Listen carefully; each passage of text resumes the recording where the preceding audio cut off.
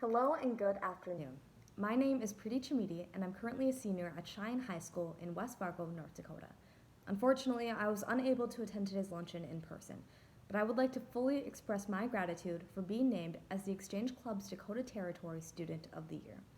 First and foremost, as my main support system, I need to thank the people that have been there for me throughout my entire life, my parents. Without their constant motivation and care, I know that I would not be the person I am today. They've raised me to be a considerate and altruistic citizen, and their life lessons have ultimately been invaluable to me. I would also like to thank the West Fargo Exchange Club and Tammy Askew for granting me the opportunity to be recognized in this mannerism. Without their sponsorship, I would not have been able to receive this accolade today, and it has been truly humbling to have the support of my community behind my endeavors. Additionally, I would also like to thank Cheyenne High School for their cultivation of my academic potential, as well as my teachers for recommending me for the scholarship. These components of my community have been integral in not only instilling a sense of rigor within me, but also guiding my path towards the future, as I'll soon be graduating and attending college. Today, I was asked to read my essay aloud, so without any further ado, here's my written essay on the topic of how I am a catalyst in my community. One's environment fundamentally shapes who they are as a person.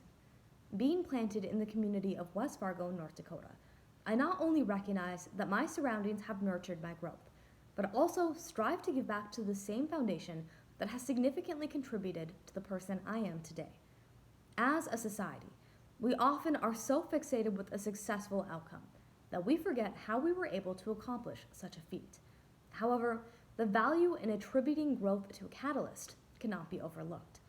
In scientific terms, a catalyst is a substance that increases the rate of a chemical reaction without itself undergoing a chemical change, allowing it to constantly impact how successful a reaction is. Beyond the realm of science, this single word has a multitude of connotations. Virtually any event is precipitated by factors that could yield a larger impact on a community. My first exposure to the impacts of a communal catalyst was induced by the loss of my best friend, Justin. As it was well known throughout my community, Justin was a mentor and a role model who was willing to talk to anyone. Perhaps it was his charismatic personality or because we had so many classes together, but Justin quickly became one of my closest confidants. We shared so many views that it felt like I could talk to him about virtually anything, especially what our lives would be like after high school. However, on May 18th, 2016, our conversations about the future officially ended. The memory of waking up to the sound of my phone erupting with dozens of texts and missed calls will forever be etched in my mind. To this day, this has been the biggest loss of my life, not just for myself, but for my community as well. After a month of pure numbness, I realized that I needed to honor his memory. I decided to take the initiative to directly address what had happened. My advocacy for mental health awareness led me to join the Imagine Thriving Student Board, a local nonprofit organization in Fargo, North Dakota that provides mental education for youth. I began speaking publicly about how my friendship with Justin molded the person that I am today. During my sophomore year of high school, I founded a mental health club at my school with the aim of mitigating the stigma of mental illness that plagued my community. Through fundraising, organizing awareness events, and partnering with local businesses and hospitals, we raised over $5,000 and now have a student membership body that extends throughout the state. Our most recent project involves assembling care packages that will be delivered to regional mental health facilities, where each container is filled with a myriad of items designed for men, women, or children as they fight an invisible battle against mental illness.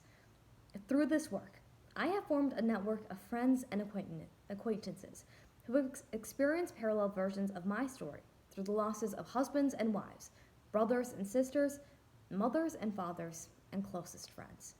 While I found myself inspired by a person in my life, others chose my work as their source of inspiration to further promote growth by instigating values and projects like mental illness walks and crowdfunding projects of their own. Overall, the monetary value of the combined services that my community has conducted since my initial work has totaled over $200,000. As I continue to spread my message throughout my community, it is indisputably empowering to recognize that even a high schooler can serve as an inspiration for others with the magnified impact that we have had once we work together.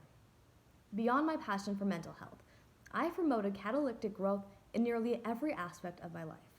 As my school's National Honor Society chapter president, I'm responsible for conducting and organizing several community service projects to increase our school's sense of volunteerism, including founding our very first Alzheimer's Association fundraiser this very year. This crucially sets a historical precedent for future years of service at my high school through the National Honor Society, encouraging the hundreds of students in my student body to take the initiative to become more involved with their passions.